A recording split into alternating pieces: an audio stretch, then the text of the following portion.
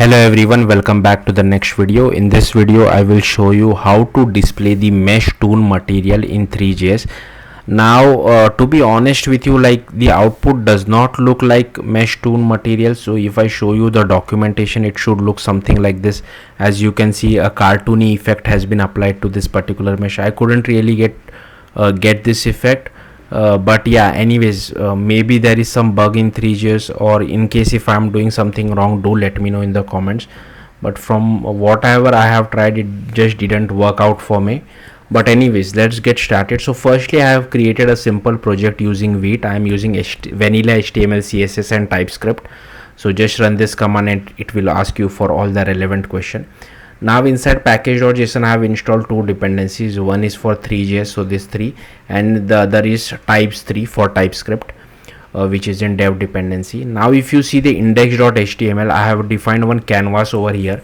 I have assigned it some ID, and then I have assigned it some styling of position fixed, top and left are 0 and outline is none. And inside main.ts, so firstly these are all the imports. If you want, you can just copy paste all these imports. First we are getting hold of our canvas, then here I am defining our MeshToonMaterial. So here firstly I have created our scene, then I have defined 3 mesh, one for sphere, one for plane and one for torus, and then I have added them to our scene.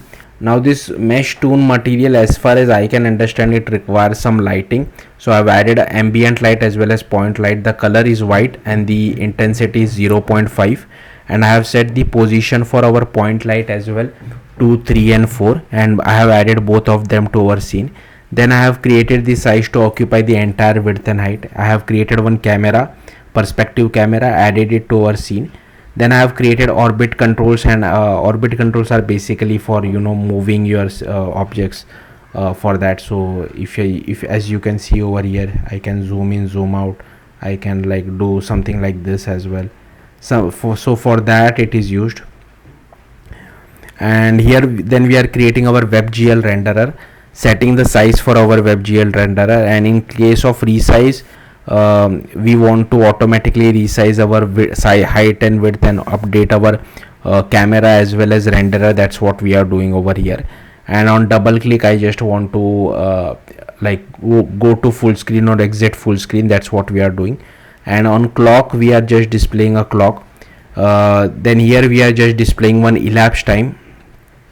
And as you can see over here, we are just defining the rotation for each and every mesh, so that they keep rotating. In case if you don't want, you can just remove this. And here we are just doing windows.request animation frame. So yeah, that's it. The important part was this MeshToonMaterial. I have tested this on both Firefox and Safari.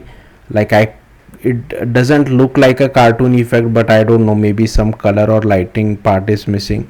Like I have tried it, but yeah, I don't know. Do let me know in the comments if you feel like I'm doing anything wrong.